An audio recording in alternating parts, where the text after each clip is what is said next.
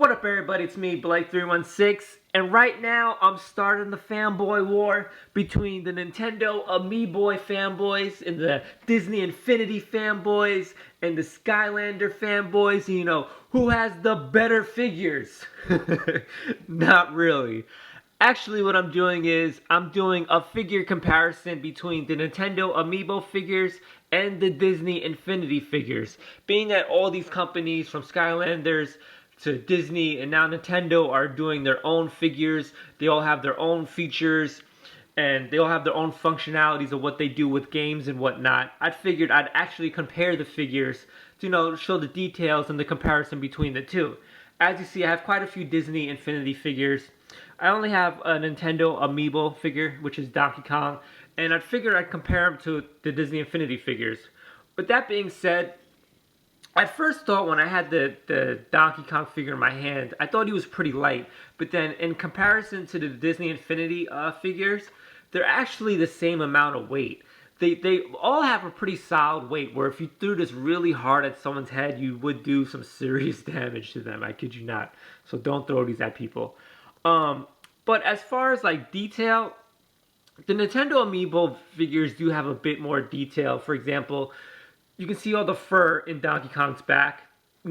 Disney could have did this with this Monster Inc. figure. I believe his name is Sully. Not too sure, I'm sorry. They could have did the same thing, but they didn't. So the Nintendo Amiibo figures definitely have a lot more detail in comparison to Disney Infinity.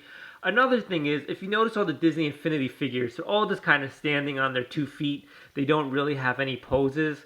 In comparison to the Nintendo Amiibo figures, who do have poses where they're either jumping in air, they're standing on one leg, or they're flying. The only difference is, with those poses, they do have this clear base that's holding up in the pose. So if you kind of ignore that, I guess you can see the pose and what they're trying to picture.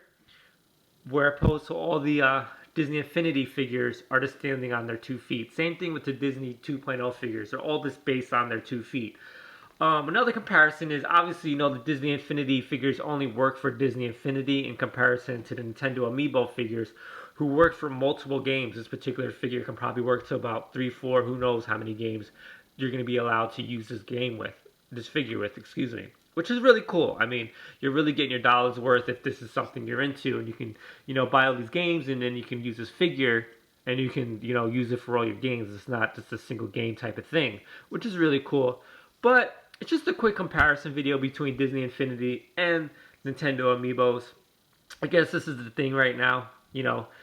Everyone knew Nintendo was eventually going to release figures, but they didn't know exactly how. I thought the best way to do was do Pokemon and release a Pokemon game, but hey, they went a different route.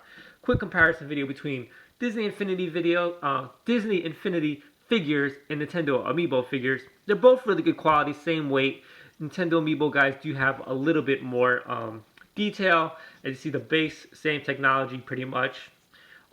Yeah, quick video comparison. As you can see, the difference between the two, whether or not some figures are better than others. But it's me, Blake316.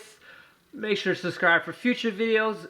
Make sure to follow my Instagram, Twitter, Twitch.tv, as well as Facebook, all Blake316. Until next time, peace.